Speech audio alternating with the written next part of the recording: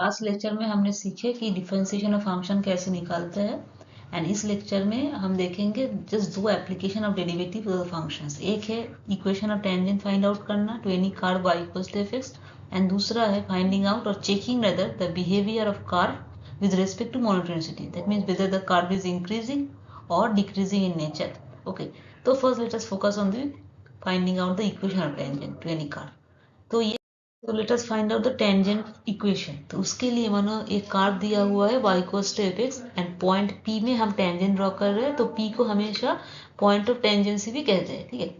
तो मानो यहाँ पे जो टेंजेंट हम ड्रॉ कर रहे हैं उसका स्लोप कैसे निकालते हैं? Slope is given by the derivative of the function at the point P, that means at the point of tangency. Okay, now what we are trying to find out, क्या निकालना चाहते हैं यहाँ पे? टेंजेंस का इक्वेशन। अभी तक slope जानते हैं हम, अब टेंजेंट का इक्वेशन के लिए पहले ये जानना जरूरी है कि कोई भी लाइन दिया हुआ है, एक पॉइंट Q एक स्टार y स्टार से वो लाइन पास कर रहा है, एंड मानो तुम एक ये ब्लैक कलर का लाइन लिए हो जो parallel to the x axis है, तो ये लाइन उस ब्लैक कलर लाइन के साथ जो भी एंगल कर रहा है, मानो उसे थीटा हम नाम दे रहे हैं, तो tan theta is nothing but the slope of AB। This line AB, उसका स्लोप है m, ऐसे टेन थीटा कह रहे हैं, एंड उसका इक्वेशन हम कैसे निकालेंगे?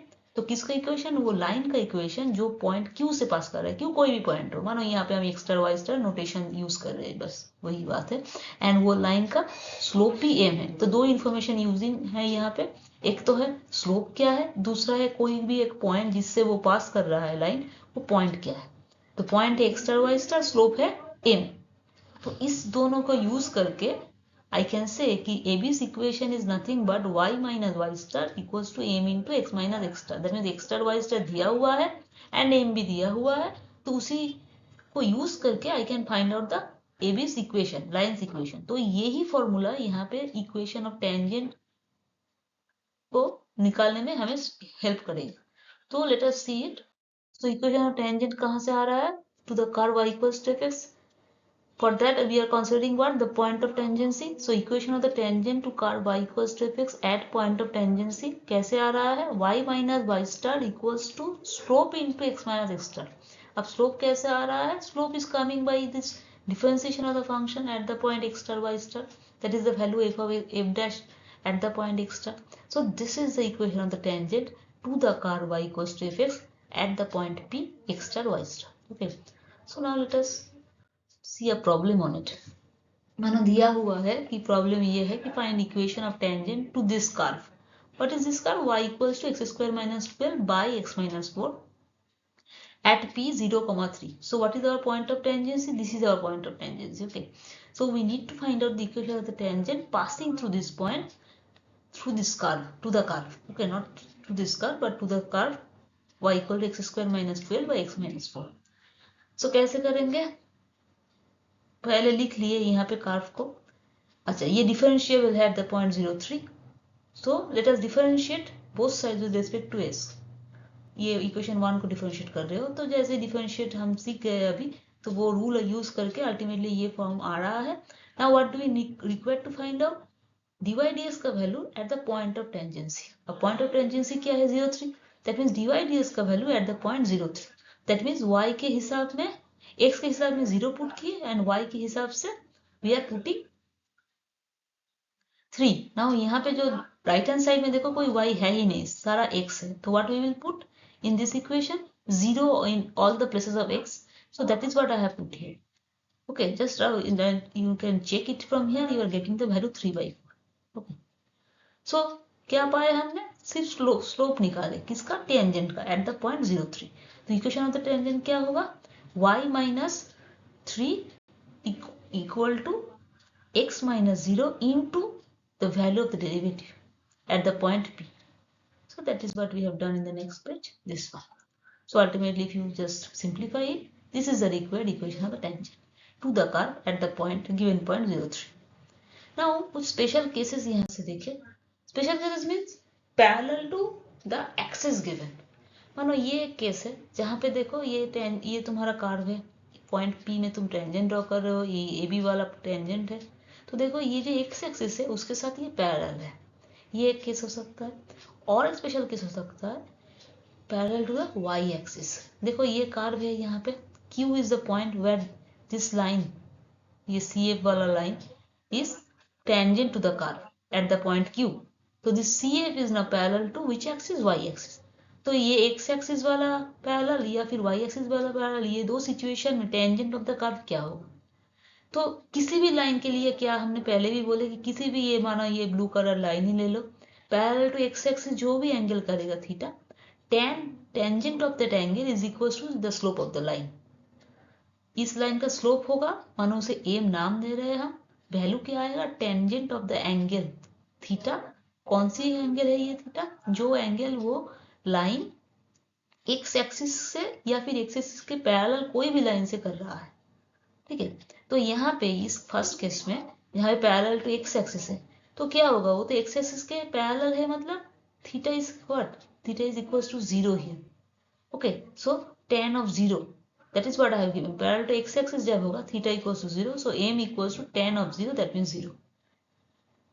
Now the next case, जब parallel to y axis होगा तब क्या हो रहा है? Tangent with the angle with the x axis which is 90 degree.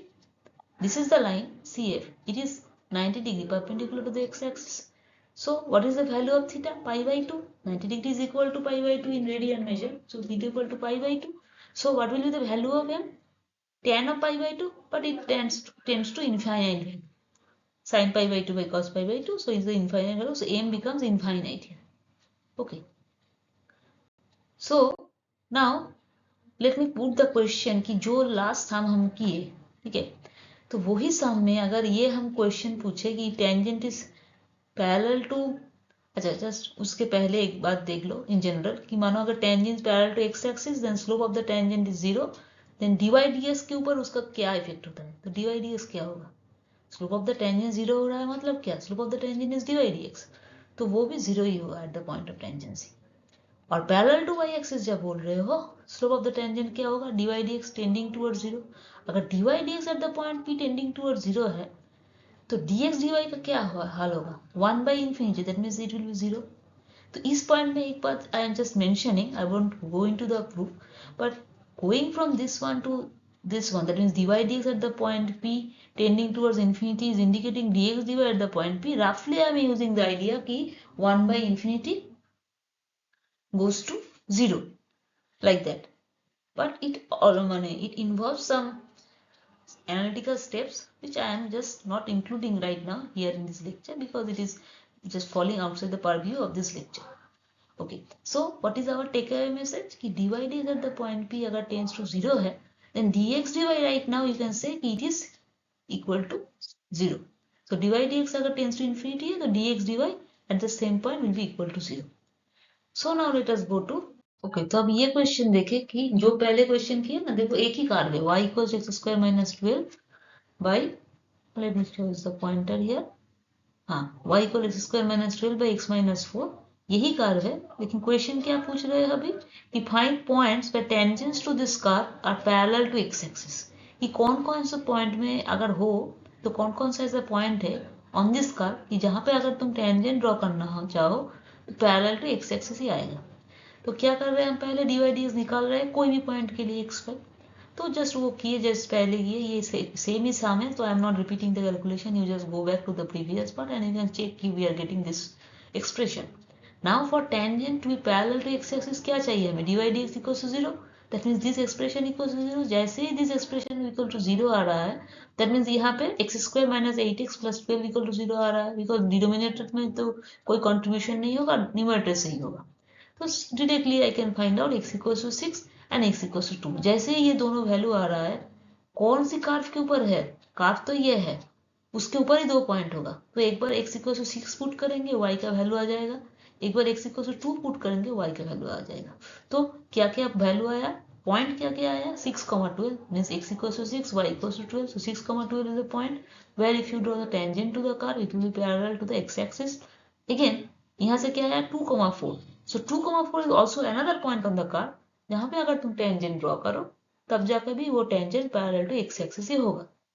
Okay, now let us move on to the next application की signature of derivatives in understanding monotonicity of function. तो पहले monotonicity का फॉर्मल डेफिनेशन क्या है? Monotonicity means monotonically increasing हो सकता है function या फिर डिक्रीजिंग हो सकता है। अगर इंक्रीजिंग हुआ तो F x is monotonically increasing कोई भी एक डोमेन के ऊपर ही होगा, एक रेंज के ऊपर, दैट मीन्स एक पोर्शन ऑफ द डोमेन के ऊपर होगा जहां पे वो इंक्रीजिंग हुआ, तो it is monotonically increasing in A B. कब बोलेंगे ऐसे? जब F of x1 greater than equals to F of x2 for every x1 greater than equals to x2 with x1 x2 belongs to A B. तो पूरा ये expression क्या express करना चाह रहे हैं हम यहाँ पे? मानो ये तुम्हारा एक कार्व है y equals to f x. Without going to the definition और mathematical complexity you can easily see कि ये कार्व ऊपर चला जा रहा है। ऊपर चला जा रहा है मतलब इंक्रीज हो रहा है, राइट ना? तो मानो पहले तुम ए में थे, जो भी तुम्हारा वैल्यू था, फंक्शनल वैल्यू ए एस था, ठीक है? तो मानो ये पॉइंट ओ एस मतलब मानो ये कितना दूर तक तुम अलोंग एक्स एक्सिस गए हो, वो मानो तुम है तुम्हारा x2, ठीक है? फिर तुम यहाँ पे कॉरेस्पॉन्डिंग पॉइंट कार्व के ऊपर देखे, ठीक है? ए पॉइंट बोल रहे हैं हम यहाँ पे। तो A S is the length of the F x. कितना वैल्यू हुआ था? F of x2, that means यहाँ पे एफ ऑफ x2 है ए एस। अच्छा, फिर क्या कर रहे हो तुम? और ऊपर चले जा रहे हो अलोंग द कार्व, तो बी पॉइंट में रीच किए, तो कॉरेस्पॉन्डिंग एक्स एक्सिस के ऊपर पॉइंट क्या है? परपेंडिकुलर ड्रॉप करने से मिल जाएगा, तो ओ क्यू है वो। तो ओ क्यू मानो x1 है, ठीक है? तो जैसे ही ओ क्यू मान रहे हो, कितने दूर तक तुम कार्व के ऊपर गए वो बी क्यू लाइन डिनोट कर रहा है। कितने ऊपर गए? एफ ऑफ x1 गए, ठीक है? सो this is F of x1। तो देखो क्लियरली पिक्चर से या फिर फिगर से ये क्लियर है कि जितना दूर तक तुम बी पॉइंट पर जाकर जा रहे हो कार्व के ऊपर, उससे नीचे तुम हो जब तुम ए पॉइंट पे हो। बट ए भी दोनों ही कहाँ पे है? कार्व के ऊपर ही है। तो ये हम बोल सकते हैं कि कार्व के ऊपर से अगर कोई वॉक कर रहा है, तो अगर मानो एक person at the point A है, another person at the point B, then the person at the point B is at a higher elevation than the person at the point A. Higher elevation मतलब functional value curve के ऊपर, तो यही functional value है, वो functional value ज्यादा है compare to this functional value. ये एक लेंथ बी क्यू है, तुम देख ही सकते हो कि बी क्यू का जो अगर लेंथ बोलो या फिर ए एस का लेंथ बोलो, बी क्यू का लेंथ ज्यादा है ए एस से। अब ये बी क्यू का लेंथ मतलब F of x1, A S का लेंथ मतलब F of x2, okay? And what we are getting, x2 कौन सा पॉइंट? x2 है वो पॉइंट जो करीब है ओ एस, एंड x1 है जो पॉइंट दूर है ओरिजिन से, ओ क्यू। सो जब भी ऐसा हो, वही पेयर ऑफ पॉइंट्स हो x1 x2, जहाँ पे x1 greater than equal to x2 हो रहा है, तब भी जाके तुम्हारा फंक्शनल वैल्यू भी वही रिलेशन मेंटेन कर रहा है। देखो वही रिलेशन मेंटेन, यहाँ पे भी ग्रेटर, यहाँ पे भी ग्रेटर। ये अगर हो तब जाके हम बोलेंगे कि हमारा फंक्शन मोनोटोनिकली इंक्रीजिंग। ठीक उल्टा अगर हुआ कि x1 greater than equal to x2 but f of x1 less than equal to x2, then monotonically decreasing होगा वो फंक्शन। देखो ये फिगर अगर देखो ठीक उल्टा हो रहा है। ये कार्व पहले देखो, ये कॉम्प्लेक्सिटी के जाने से पहले ही देखो, तुम जैसे अगर वॉक कर रहे हो, मानो तुम सीधे नीचे आ रहे हो, जैसे यहाँ पे ऊपर चल रहे थे यहाँ पे नीचे आ रहे हो। तो that means what? Functional value is decreasing. पहले यहाँ पे जब थे, मानो x1 यहाँ से थे, ठीक है? ओ क्यू यहाँ से मानो ओ क्यू मान रहे हो ये x1 है, एंड ओ एस मान रहे हो ये x2 है। तो जब x2 में थे तब तुम्हारा वैल्यू ज्यादा था, तुम्हारा हाइट ज्यादा था, एज ज्यादा है। देखो एफ ऑफ x2 इज एज, it is greater than f of x1। कहाँ पे f of x1? This is the B Q portion. जब नीचे आ रहे हो तब तुम्हारा functional value is less. So that is the thing कि f of x1 less than equal to F of x2 whenever my x1 is greater than equal to x2। जो कोई भी पॉइंट पेयर ऑफ पॉइंट्स ले रहे हो x1 x2 within this domain का part A B, okay? This is the monotonically increasing part and decreasing part. अब देखना ये है कि will see how we are going to understand कि कब ये मोनोटोनिकली इंक्रीजिंग है, कब ये मोनोटोनिकली डिक्रीजिंग है, using the signature of the differentiation of the function. तो उसके लिए क्या करेंगे, पहले एक पॉइंट पे डिफरेंशिएशन का वैल्यू देखेंगे, फिर हर एक पॉइंट को यहाँ से अगर जोड़ो तब जाके वो पूरा इंटरवल में इंक्रीजिंग है या फिर डिक्रीजिंग है, ये हम बोल सकते हैं डिफरेंशिएशन यूज करके। तो हम डिफरेंशिएशन की डेफिनेशन एक बार रिकॉल कर रहे हैं। Eight the point x star ऐसे करते हो तुम, तो ये रहा तुम्हारा न्यूमरेटर, ये डिनोमिनेटर, ठीक है। अब क्या हो सकता है पॉसिबिलिटीज, एक हो सकता है कि एफ डैश एक्स का value at the point x star is greater than 0 और F of x star F dash x star less than 0। तो देखो ये वाला जब कर रहे हो ये इंक्रीजिंग वाला कर्व के लिए हो रहा है, और ये वाला जब हो रहा है तब डिक्रीजिंग वाला कर्व के लिए हो रहा है। अब तो ये हम पिक्चर में दिखा रहे हैं, उसको एनालिटिकली कैसे समझे, ठीक है। तो let us go and see it. Okay, तो मानो F dash x star greater than 0, पहले ये पॉसिबिलिटी को फुल्ली चेक करें कि क्या क्या हो सकता है यहाँ पे। तो f dash x star greater than 0 मतलब ये वाला पार्ट ग्रेटर देन 0। अब ये वाला पार्ट हमने क्या बताया, न्यूमरेटर बाय डिनोमिनेटर, ये एक फंक्शन फ्रैक्शन है तो न्यूमरेटर बाय डिनोमिनेटर। तो क्या हो सकता है, ये पूरा फ्रैक्शन अगर ग्रेटर देन 0 होना है तो क्या क्या हो सकता है, numerator greater than 0, N greater than 0 and D greater than 0। और क्या हो सकता है, दोनों ही negative, N less than 0 and D less than 0।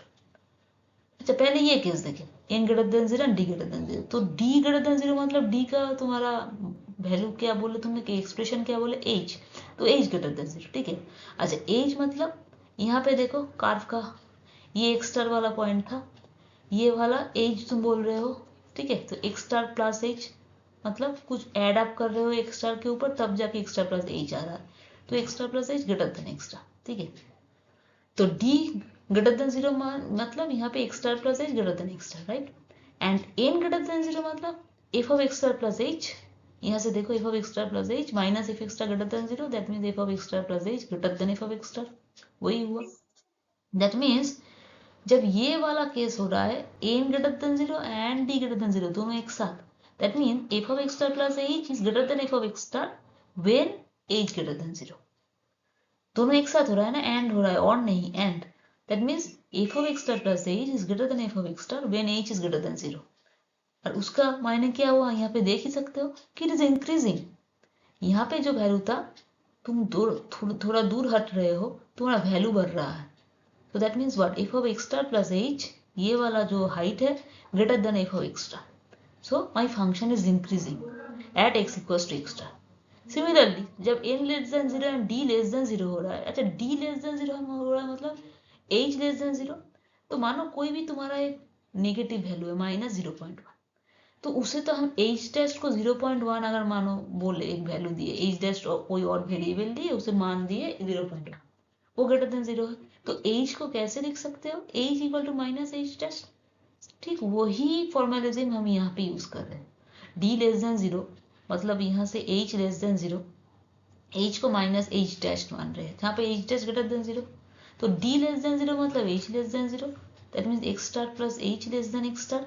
That means h के जगह पे अगर माइनस h टेस्ट बिठा रहे हो तो x star minus h test less than x star. Okay, now numerator क्या है, लेस देन 0 है, ठीक है। तो f of x star minus h test less than f of x star हो गया, ठीक है। तो कहाँ पे ये हो रहा है, जब d लेस देन 0 आ रहा है, ठीक है। तो that means f of x star minus h dash less than f of x star whenever x star plus h, that means x star minus h dash is less than x star। तो यहाँ पे क्या हो रहा है, दोनों एक साथ हो रहा है, बोले n less than 0 and d less than 0, तो f of x star minus h dash less than f of x star whenever x star minus h dash is less than x star। तो कौन सी वाली portion है, यहाँ पे देखो तुम यहाँ पे थे, फिर तुम लेफ्ट हैंड साइड में जा रहे हो, x star minus h test में जा रहे हो। देखो क्या हो रहा है, तुम्हारा फंक्शनल वैल्यू पहले x स्टार में जब थे तुम इतने तक थे, और जब इस साइड लेफ्ट साइड में जा रहे हो x स्टार से कम वैल्यू के लिए जा रहे हो, तुम्हारा हाइट डिक्रीज हो रहा है। तो f of x star minus h dash is less than f of x star. देख ही सकते हो, कंपेयर कर सकते हो, ये रेड वाला लाइन, ये ब्लू वाला line, and you can easily find out कि it is decreasing this part. तो डिक्रीजिंग मतलब क्या, ये डिक्रीज कब किया, जब तुम एक स्टार से लेस वैल्यू ले रहे हो, तो that means it is also indicating कि my function as a whole is increasing. Okay, so this is the case when my function is increasing part.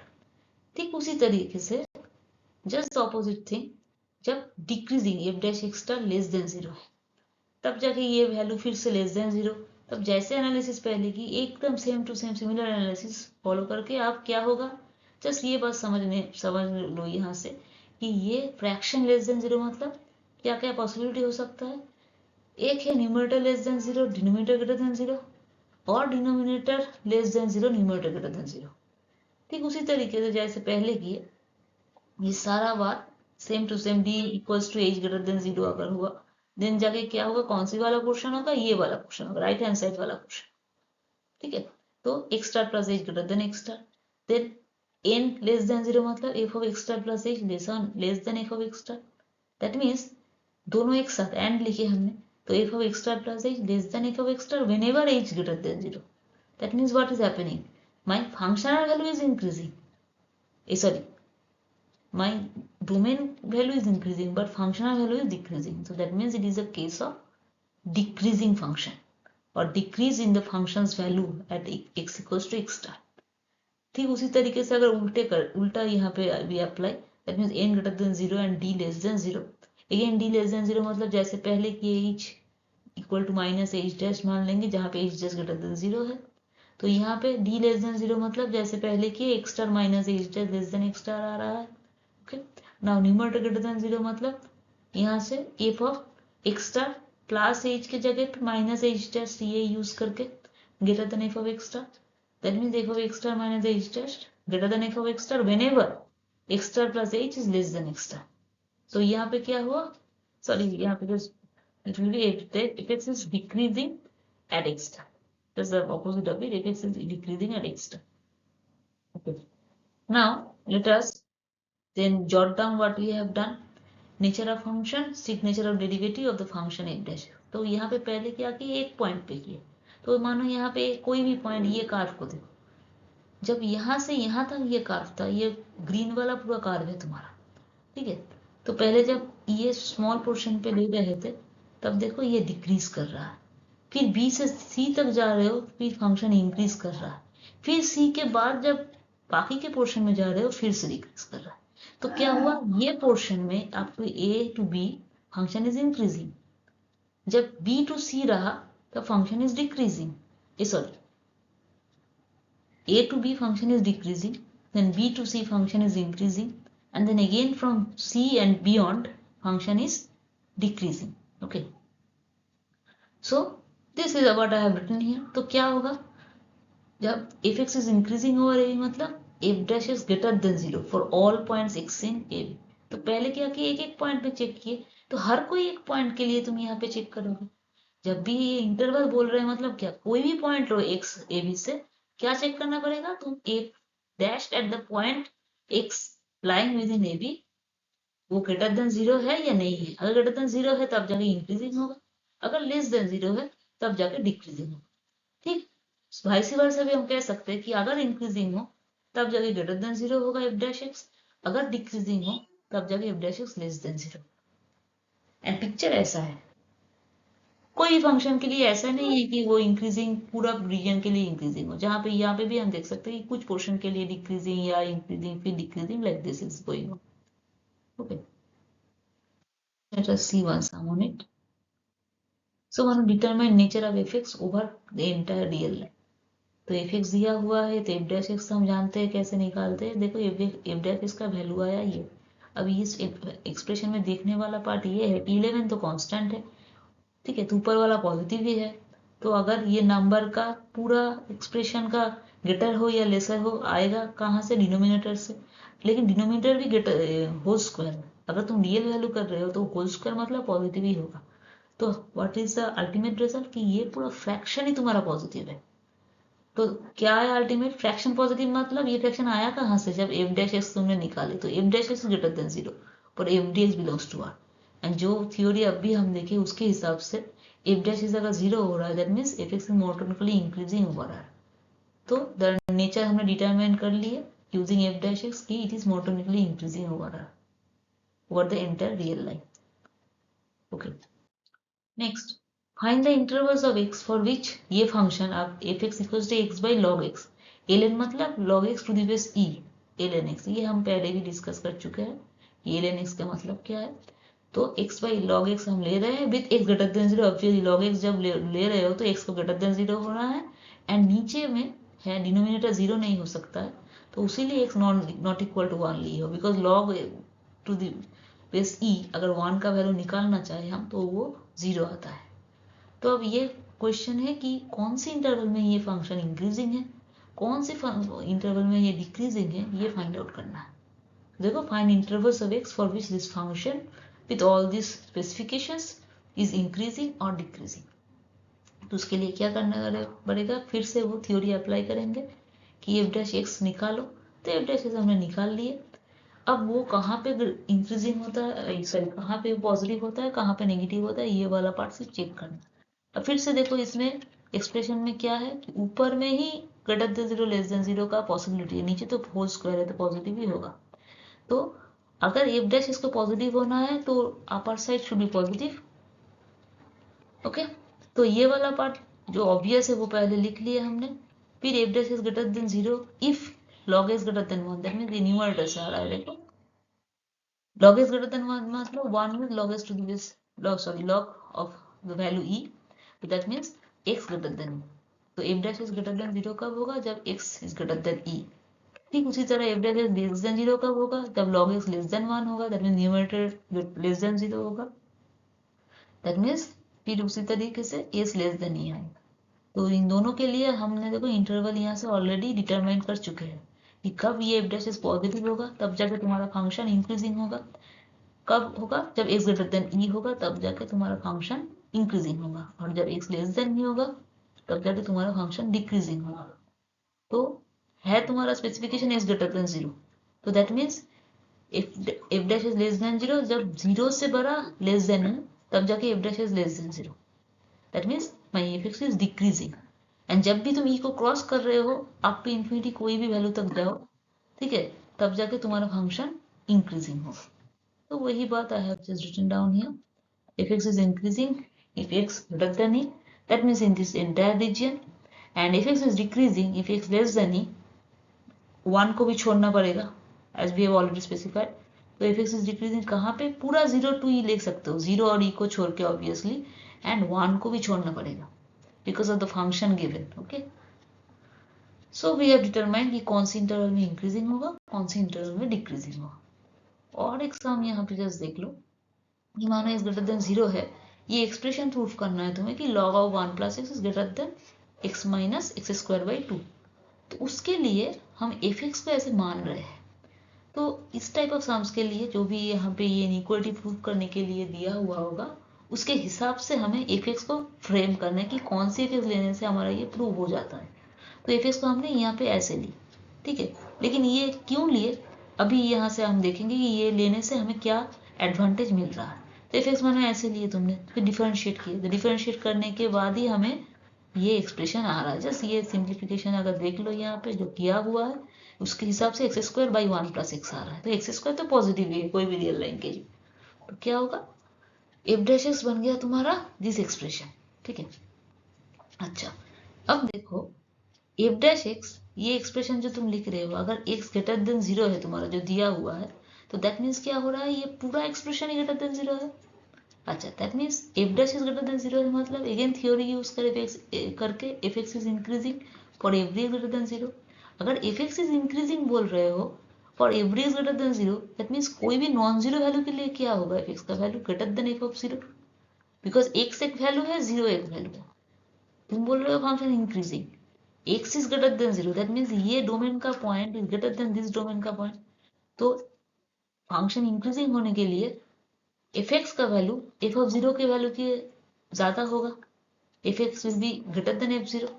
सो अब वैल्यू एफ ऑफ 0 का value क्या है, जो एफ का फंक्शन था वहां पे बिठा दो, जस्ट बिठा दिया हमने, तो आया यहाँ पे 0। दैट मीन्स एफ एक्स का जो वैल्यू है it will be greater than F 0 का वैल्यू, एंड एफ 0 का वैल्यू आया है 0।